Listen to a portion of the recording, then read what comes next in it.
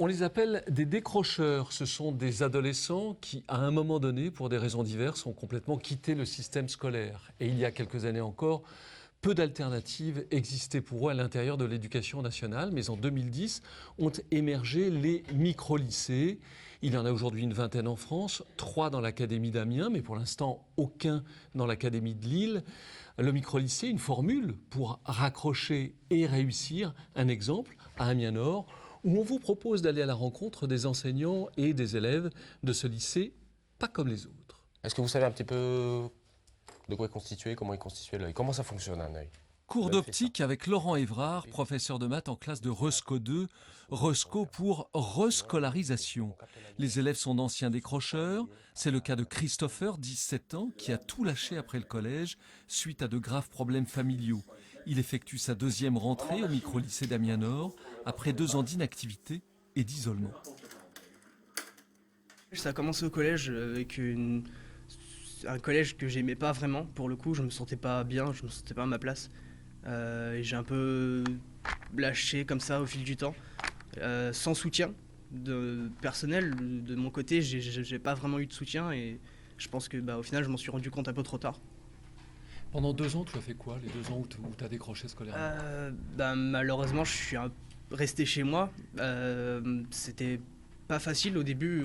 Tout le monde peut s'imaginer qu'au final, rien faire, c'est cool. Mais même jeune, on se rend compte très vite que c'est quelque chose de vraiment pas drôle. On n'a aucun but, on se réveille, on fait la même journée constamment. Althea a quant à elle lâché prise l'année dernière en seconde. Elle s'est alors sentie complètement démotivée et a baissé les bras. C'est sa première rentrée au micro-lycée. Déjà, je vais en cours tous les jours. Bon, j'ai loupé 2-3 jours parce que j'étais vraiment malade, mais là, voilà. Et en fait, le truc, c'est que quand on est ici en cours, on n'a pas l'impression d'être en cours. En fait, quand on rentre chez nous, on se dit pas, ah ouais, on vient d'avoir une grosse journée de cours. C'est quelque chose qui est plaisant, en fait. Les professeurs, ils ont un petit peu plus de temps pour nous. C'est-à-dire que quand ça va pas, quand il y a des problèmes, ils peuvent revenir sur le souci et nous l'expliquer personnellement. Alors qu'habituellement, dans une classe de 30 élèves, on ne peut pas revenir pour chaque élève en fait. Alors qu'ici, c'est possible et voilà, ça nous remet à niveau aussi. Althea, Christopher, 2 parcours qui illustrent le profil des jeunes qui étudient ici. Des jeunes souvent malmenés par la vie et qui se sont portés volontaires pour retourner à l'école dans ce lycée alternatif. Sur la première ligne, on va mettre la couleur. Et sur la deuxième, on va mettre la longueur d'onde. Ce qui fait la force du micro-lycée, c'est la prise en charge de l'élève. Qu'est-ce que vous appelez dans sa globalité, scolaire et hors scolaire.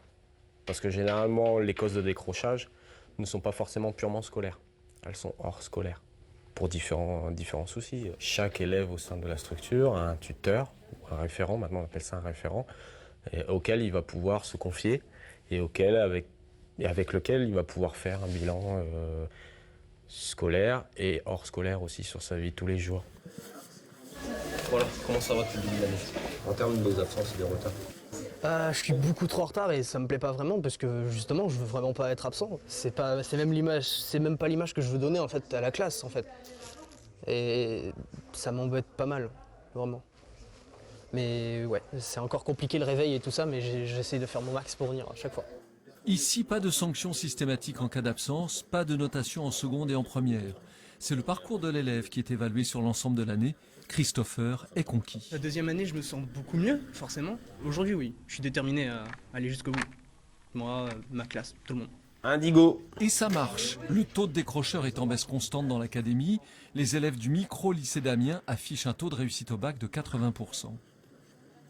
Les micro-lycées ont désormais fait la preuve de leur utilité et de leur efficacité. L'objectif, c'est d'en avoir un par département et de couvrir tout le territoire et donc d'en créer 1 ou 2 à la rentrée 2019 dans le Nord-Pas-de-Calais.